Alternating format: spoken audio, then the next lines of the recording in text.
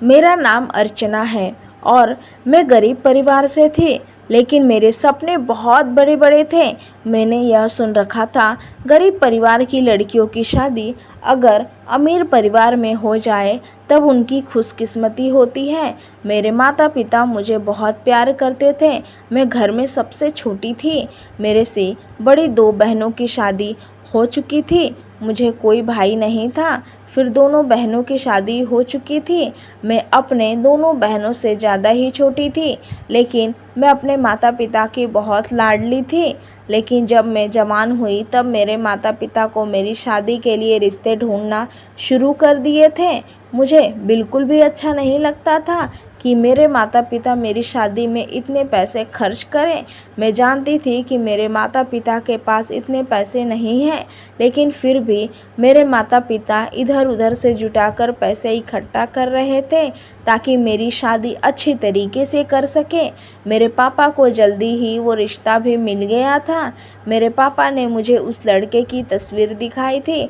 लड़का अच्छा पढ़ा लिखा था और कमाता भी था। फिर मैं इस रिश्ते के लिए हाँ कर दी थी और जल्द ही मेरी शादी उस लड़के के साथ हो गई थी और उस लड़के का नाम अर्जुन था। अर्जुन बहुत ही अच्छे थे। वो मेरा हर तरीके से ध्यान रखते थे। मेरे ससुराल में मेरी सास भी थी। जब मैं अपने ससुराल आई थी तब मुझे ससुर जी का एक काम देखना पड़ता था जो मुझे ज़रा भी अच्छा नहीं लगता था। मेरे ससुर की मालिश किया करते थे कस्टमर की। भला ये कैसा काम था? मेरा यहाँ पर तो मालिश करने वाले को अच्छी नज़र से नहीं देखा जाता था। फिर मेरे ससुर को सारे काम छोड़कर ये मालिश से उनको क्या करना था? मेरे ससुर जी ने घर में ही एक दुकान खोल रखी थी जिसमें अपने कस्टमर को सर्विस दिया करते थे, उनके मालिश कर देते थे। लेकिन मुझे ससुर जी का यह काम बिल्कुल भी अच्छा नहीं लगता था, क्योंकि घर पर कस्टमर आने की वजह से मुझे बहुत परेशानी होती थी। यह कस्टमर लड़के ही होते थे, लेकिन एक बार मेरे ससुर जी के दुकान पर एक ऐसा लड़का आया था जो अपने चेहरे पर मास्क लगाया हुआ था। उसका चेहरा पूरी तरीके से ढका हुआ था। उसे देखकर मुझे थोड़ा अजीब लगने लगा। जब मैं बाहर बैठी थी तब उनको नज़र आने लगा था। बार बार मुझे ही देख रही थी। मुझे ऐसे लग रहा था जैसे कि कभी नहीं देखी हो। जब मेरी नज़र उसके ऊपर पड़ी तब भी वो मुझे ही देखा था। मुझे उसकी आदत बिल्कुल भी अच्छी नहीं लगी थी। मैं सीधा कमरे के अंदर चली गई थी। लगातार 3-4 दिन में इस मास्क वाले लड़के को हमारे कमरे में देखती थी। जब भी वो आता था तब मुझे ही देखता था, जिसके कारण मुझे घर के अंदर बंद रहना पड़ता था। मैंने सोच लिया है मेरे पति जैसे ही आएंगे उनको ये बात बता देती हूँ।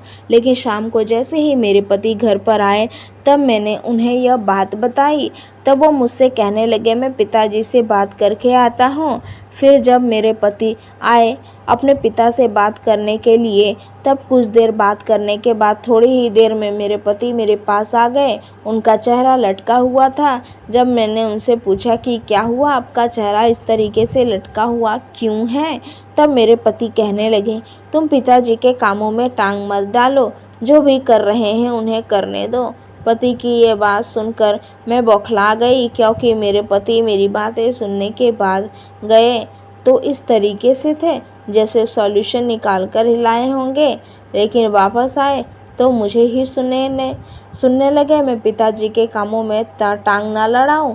मैंने अपने पति से कहा क्या बात है, आप ऐसी बातें क्यों कर रहे हैं? मेरे पति गुस्सा हो गए और मुझे डांटने लगे और कहने लगे देखो ये घर मेरा नहीं है, यह घर पिताजी के नाम पर है। पिताजी ने कहा अगर मैं ज़्यादा बोलूँगा या उनके कामों में टांग लड़ाऊँगा तब वो मुझे और तुम्हें इस घर से निकाल देंगे। फिर तुम बताओ हम दोनों कहाँ जाएंगे? मैं इतना ज़्यादा नहीं कमाता कि किराए पर घर ले लूँ। खुद का घर लेने की तो दूर की बात है। इसीलिए पापा से झगड़ा ना करो, बस जो भी कह रहे हैं उन्हें कर दो, उन्हें करने दो, तुम बस अपने काम से मतलब रखो। इतना बोलकर मेरे पति सो गए थे। मैं जाकर उनकी बातें ही सोच रही थी, मेरा पति ऐसे कैसे कर सकते थे? क्या उन्हें मेरी परवाह नहीं है? घर पर अलग अलग लड़के आते हैं, मुझे इस तरीके से देखते हैं। कभी कोई ऊंचे नीच हो गई तो क्या होगा? फिर मेरा ससुर जी अपने कमरे के अंदर रहे और कोई लड़का बाहर से आकर मेरे कमरे के अंदर घुस जाए तब क्या होगा? इसकी जिम्मेदारी कौन लेगा?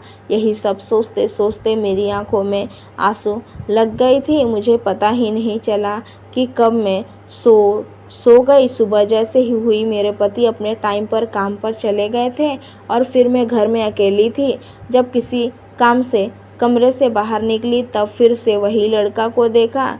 जब वह नकाब लगा कर आता है और हर बार मैं अपने कमरे में चली जाती थी, लेकिन आज मुझे ज़रूरी काम पूरा करना था, इसीलिए मैं भी बाहर ही बैठी थी।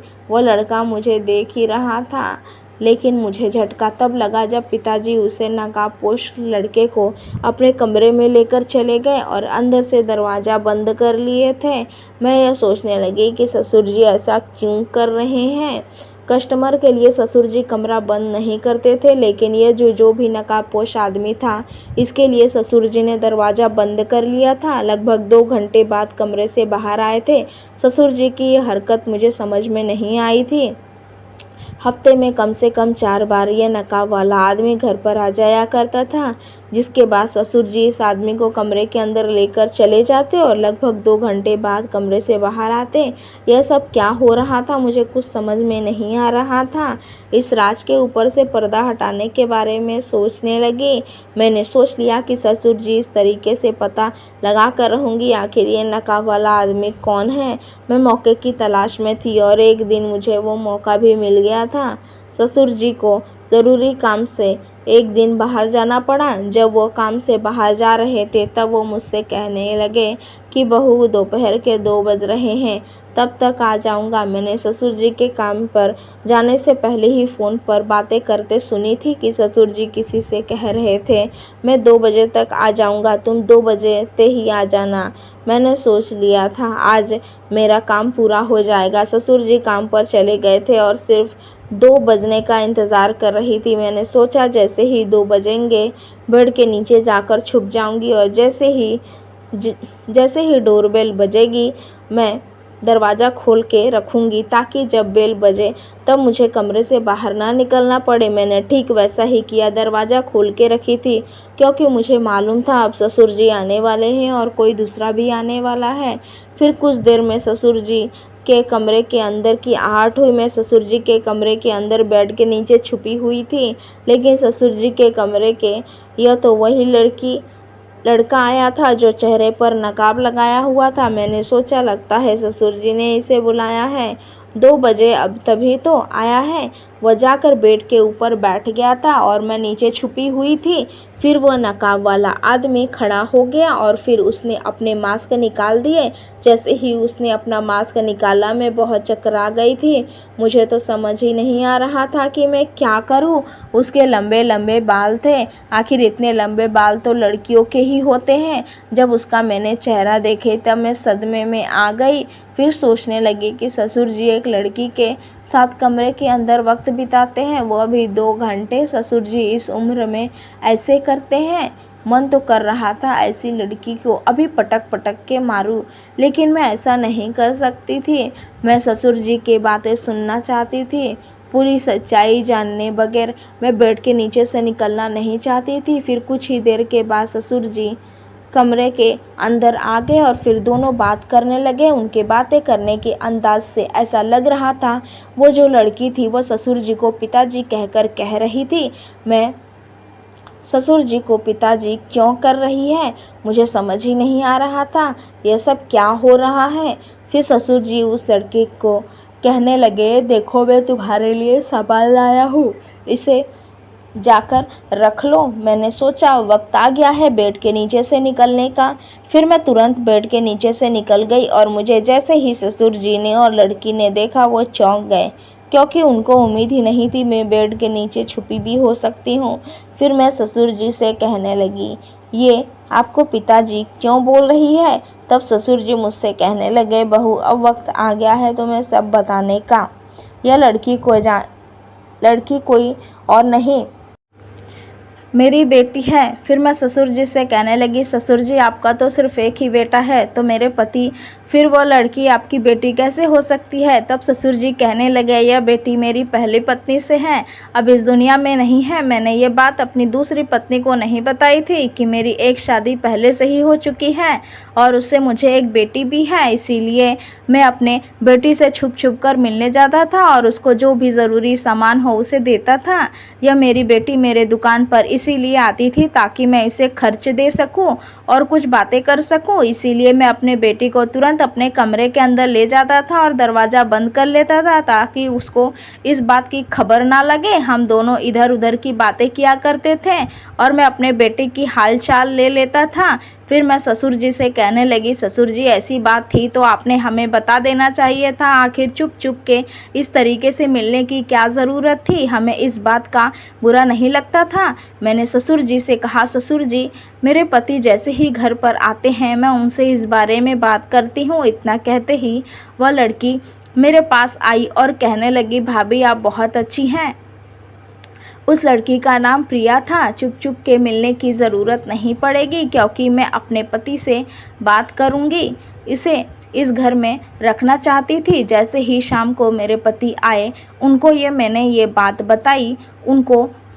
उन्हें मेरी बातों पर विश्वास ही नहीं हो रहा था। फिर वो ससुर जी से मिलने चले गए। ससुर जी के कमरे में जैसे ही गए तब मेरे पति ससुर जी से कहने लगे कि पिताजी आपने हमें पहले क्यों नहीं बताया कि मेरी एक बहन भी है जो मुझे राखी तो बांध दिया करती थी।